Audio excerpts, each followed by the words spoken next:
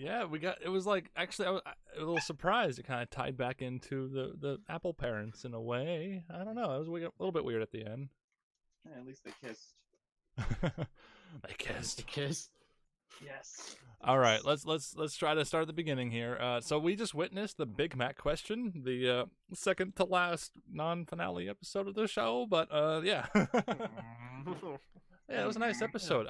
The thing that stands out the most to me is the non-linear like storytelling. They had like three things going on all at once. It was actually kind of advanced for a children's show. 3 things.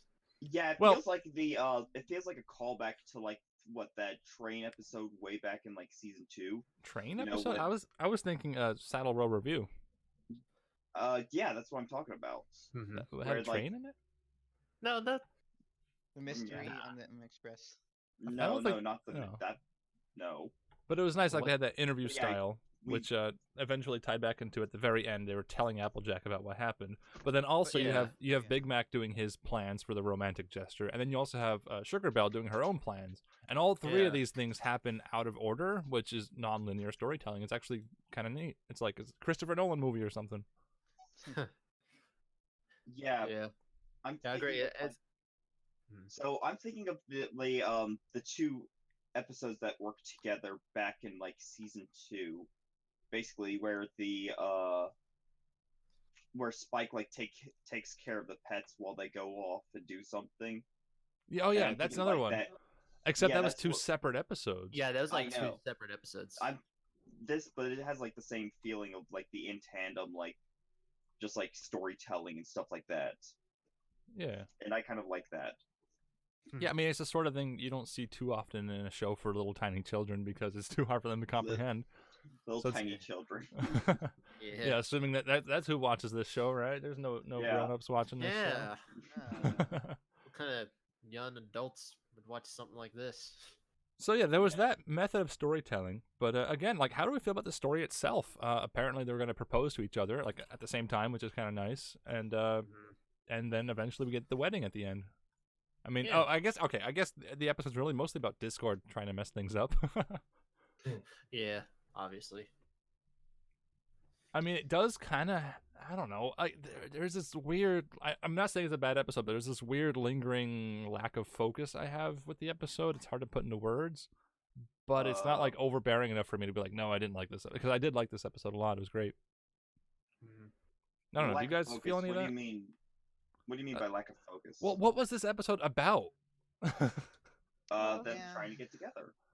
And, like, Okay. marry. That's And probably they're What's friends the that gets elevator ruined. pitch? I don't know. It's not a big deal. It's just And then something to their remark friends on. just like ruining their entire time, and then they just like, and then there's like a tandem story part of them just like speaking to Applejack like the Saddle Row Review, and then the tandem storylines that just like come together in the end. The whole I speaking. thought- Oh, you go ahead. No, I was gonna say that maybe like the whole non-linear stuff is probably what got you confused about it. Like, Maybe. it's not out of order. I was So, gonna like, say when they're talking to the camera in the very beginning and the very end and all throughout, like that part is jarring at first. It's like, wait, what's going on? Why are they talking to us, the camera? This is something we've Yeah. never seen in the show before. With Saddle Row Review, it was obvious that they were doing an interview because they had the newspaper guy there or whatever. Here, it just sort of Yeah. happens, so it's confusing at first. It's like, wait, what's going on? But it's something. Yeah, I see that. It's something The I thing I- appreciate in hindsight. I like that they did it, but at the time, it was confusing. I really I- don't I like see how they what you got mean. the character that we were talking to was Applejack. I just Yeah, that- that fell off. Yeah, that didn't make any sense. It's just like they quickly told this whole 20-minute story just before the wedding started, and like, I don't know, it doesn't Yeah, like it's so fit- weird. doesn't fit into with the story that well. But like, it's just an excuse to present it to the audience in that way, which maybe that's what has me hung up on it.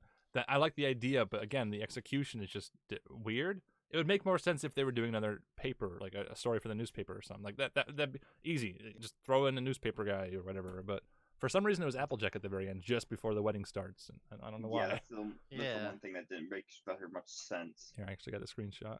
She's just, okay, thanks for that long story. We got to get to the wedding now. Yeah. Did anyone else notice that as soon as Big Mac was done, he just sat on the bench? What? He was like sitting on the bench waiting for Sugar Belle at the Oh yeah. whenever he was done. I don't think paint dries that quick. No, he was Yeah. waiting. He was waiting there for her to find the clues. He didn't know Discord messed up the clues. Yeah. Yeah. So yeah, it was definitely an interesting episode. Gives us a lot to talk about. There's a lot to go back and review. Like this is a very rewatchable episode, I think, because there's a lot Oh, to pick yeah. apart. For example, some details in the background. Lyra Lyra and Bonbon. Bonbon. Yeah, I'll Woo. take your message, Hojo, because I didn't get a good screenshot of it while we were watching it live. But here's Yeah. this happened. It happened, folks.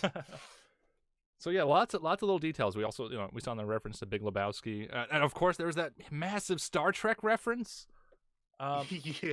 I don't even watch Star Trek, but I was waiting for a time for them to reference John Delancey and Grandpere both being in Star Trek. And And they did. yep, I have it written down. Granny had a dream she was telling us about. Grandpere was in outer space. Discord showed up, and he's pretty much the same. Like that's such a blatant reference. Like it doesn't make sense. It doesn't make sense without the context of Star Trek. And then also Mudbriar was there for some reason, acting as logical as ever. He doesn't fit quite as well as John Delancey and Grandpere, but I still get it.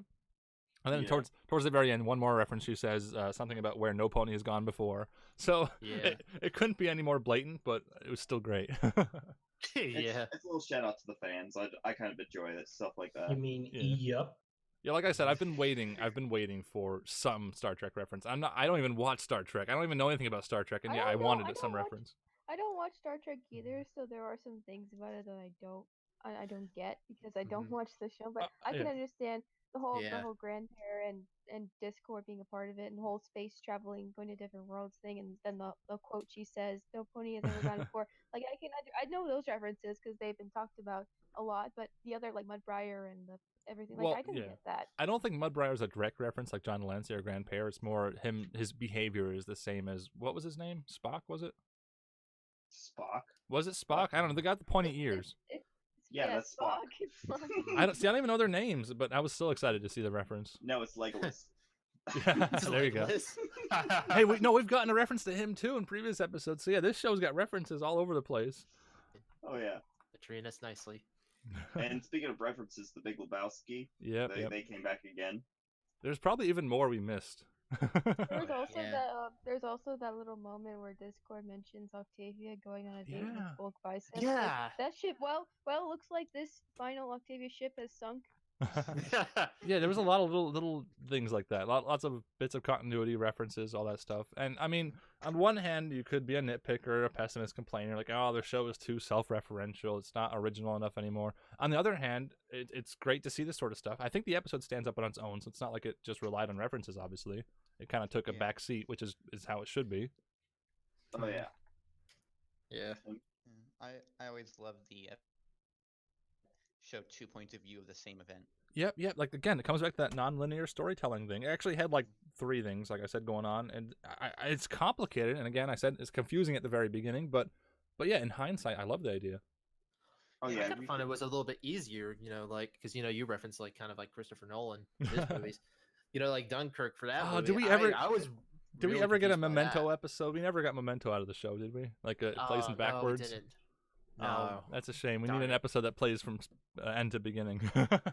Hey, Shy. All right, quick guys, we got to make up another episode. Hey, it's an animation Oh, idea. It's not a bad Please idea don't, for animation. Please don't. That's just going to be confusing as heck. I did not like Memento. Oh, you gotta Ugh. watch it more than once. And anyway, so we're gonna jump into individual thoughts and ratings soon. But any last remarks before we do? Banana phone. I think this is a very good episode. I mean, yeah, I'll talk about it in my review though. All right. Anyone else? Do we want to talk about Spike's magic? Like, Oh yes, him, I like, forgot being to. able to teleport ah. like notes into pie. Like, So where yeah, did this I came got. from? I have a list of notes on the episode. And that's like the one big negative I have is Spike can send messages into pies, which means he can just send pieces of paper wherever he wants. Like I thought it used to be Yeah. like a special connection he had with Celestia that he could send letters to her. I thought that's what it was, right? Yeah, basically. Like everyone would Now my assume. question is it just paper that he's able to send? I don't know. This throws everything out of whack. It's Yeah. like I thought it was anytime he blows his magic fire onto paper, it's assumed it goes to Celestia. Because even early season 1, we see that it happens by accident. He can just sneeze or he had hiccups actually, and he would accidentally hiccup all the all the scrolls to Celestia. Like it's not even Yeah, within that his was like control. a big reference in That would have been a funny Anthology. gag. That would have been a funny gag for the episode. It's just like we all of a sudden like see Celestian next thing, like what's Yeah. this note say? So I that's a major negative, I think, because that's one major break of continuity, and I don't know specifically if the show's ever said exactly how the messages in Spike works, but I think it's always been assumed he just sends them to Celestia. But as legit Brony points out in the chat, maybe he sent a letter to Cadence once, so maybe he can. I don't know. It's always been kind of unclear. It has. It's just like something that's never been stated, and I don't think it ever will be. Maybe in season 10, the IDW comics will state it. No, forget. No, we're not going to talk about forget that. Forget the IDW comics. That's just a Why? crutch for those of us in denial about the show ending. We don't need that. Yeah. We need to accept. All right, let's jump into individual thoughts and ratings. We're gonna start off with Taco. What did you think of the episode? Oh, and by the way, we'll do like up to 2-minute reviews individually. So go ahead. I gotta say it was solid. There was bad things about it, but were reinforced. But it was just like wholesome, kind of like in the middle of the ground. It didn't try to achieve something massive. Set its goals pretty simply. Sure, having multiple storylines, and then you throw Discord into the situation, and you know how that always goes. Um, um, like it was the proposal episode that we were kind of all waiting for. I do find it a little weird that we never really got to see much of them as a couple, and then they're like, here's them meeting, here's them trying to go on a date, here's them getting married. But besides that, honestly, like it's a great way to wrap it up. Sharks kind of an idea that, well, since this is the last episode of what's their future, and who knows, maybe with the finale we'll see some more stuff about what comes of Big Mac and Sugar Bell. But it's definitely it was a good finale for Big Mac, I guess you could say. That's how I always see a lot of these. It's a finale for each character. I would have to give this episode like an 8.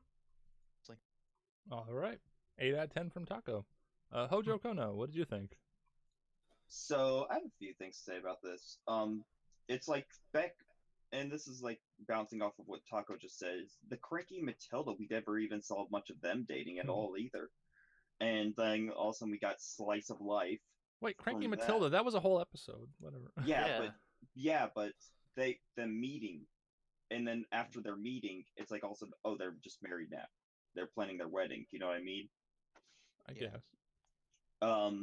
But basically, what did they expect hiring Discord, stuff like that? It's like it's Discord. Of course, he's going to screw everything up. And it's like they even self-referenced in the show. I like the storytelling. It was very, very good. And honestly, I just really liked the episode. It's very pleasant. It was very it was a very joy to watch, and I give it a 9.5 out of 10. All 'Cause right, I'm going wow. to rewatch this episode multiple times. Great, Mhm. 9.5 from Hojo. Jessica, what did you think? Uh-oh, she's typing. Maybe her mic's broken. Sorry. oh, there you sorry, are. something happened. So I'm very conflicted about how I should rate this episode because the one thing that I most remember from this episode was the ending. It's a very beautiful ending, along with the proposal and in front of the tree and the wedding, and the rest of the episode is fine. It's fine. That's the best way to describe it. It's fine.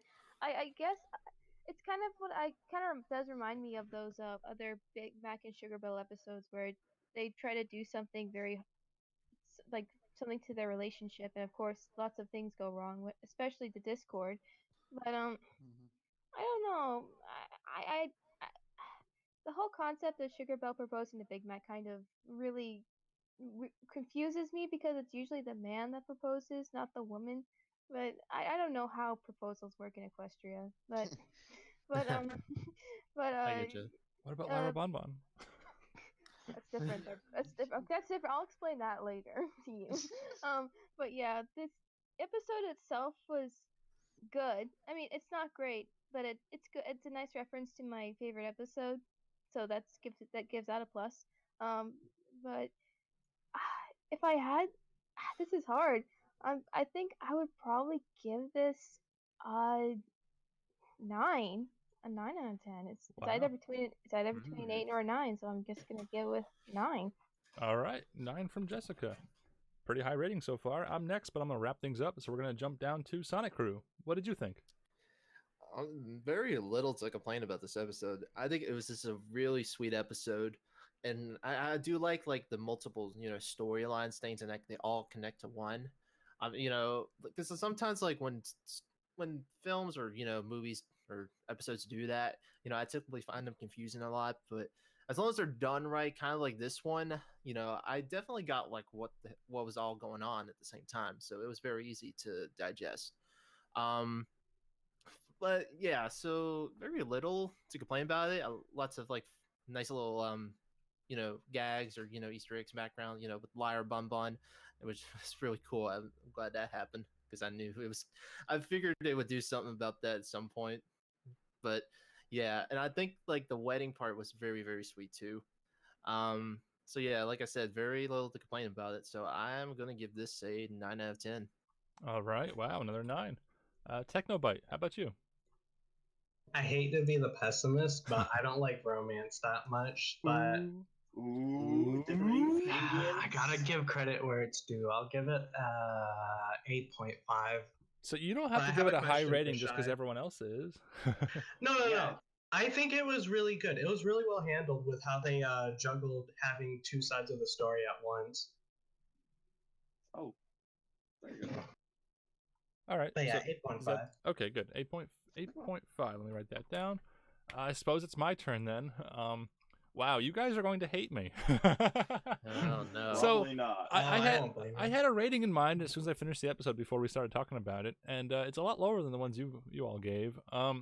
I just felt like I like, and this is all personal preference, of course. I like episodes that have a simple elevator pitch style premise, and then they execute it to perfection. Like the Perfect Pair episode or whatever. Like a very simple premise. They go around talking to other members of Ponyville that share what they know about the parents. Like this very simple premise, executed brilliantly. I like that episode.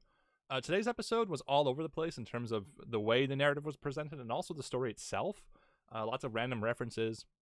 I guess overall it just felt a little bit gimmicky, which isn't always a bad thing. And to turn it into a positive, it shows that they're really trying to pack as much as they can into individual episodes because they're restricted for time. There's so many opportunities and ideas they have, and the show's ending, so they're just cramming everything in there. And in a way that's great because it shows that they care and they want to make it the best they can. But I also think the episodes suffer because of it. It just feels a little bit muddled, a little bit lack of focus. But with all that said, I still enjoyed the episode. I'm going to give it a positive rating of 7.5. All right. Ooh. Shine, bad. shine. That's not bad. All right, Ah, let's It's go bad ahead. for you. Let's That's go not ahead. bad. Yeah, let's go ahead and calculate our. You guys were expecting like a 4, weren't you? Yeah. Yeah. I was Yeah, expecting a 6. Yeah, lowered it at 5. No, I liked it. All right, let's go ahead and calculate our average rating. So our average rating for the Big Mac question is an 8.5. Actually, wait, 8.58. So would that be 8.6, making it a 9, or would that be? We'll just say it's a 9. We'll just What? say 8 point. Yeah, I guess we'll it's a just 9 say either way. No, it's a 9. We 9. give this one a 9 out of 10. We round up to the Alright. nearest whole. Yeah, so thank you everyone for stopping by. Quick announcement for those watching live. We're going to do a finale review, of course. We're not going to be going live as the credit airs. A lot of us, myself mostly, is going to be going to Brony meetup, so we're not going to be here for the actual airing. We're going to schedule sometime during the next week. We're going to do the reviews and all that. And so not only are we going to be reviewing both finales, season finale, series finale, we're also going to, the following week, do a bonus call. We're going to stream it as well, and we're just going to kind of hang out and chat for a little while, maybe an hour or two, and just sort of reminisce about, previous episodes and the show ending, and the fact that this stream group you're watching now, we've been together for, what's it been, like over 6 years now, I think? So I'm Yeah. hoping to convince a lot of Over old 6 members. years.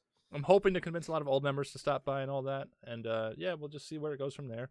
And also, Yeah. the future after that, we might continue reviewing stuff. I'm thinking we could go back and start at season 1, episode 1. Of course, there's always G5. There's other media and shows. I don't think I this was gonna channel's going to say, die This exactly. can but- also become a movie group. I mean, we could yeah. just like there- watch there- movies. so what I'm trying to say is I hope to see you guys next time, and there's probably still more to come. So stay tuned. Thank you for watching, everyone, and see you next time. Goodbye. Bye.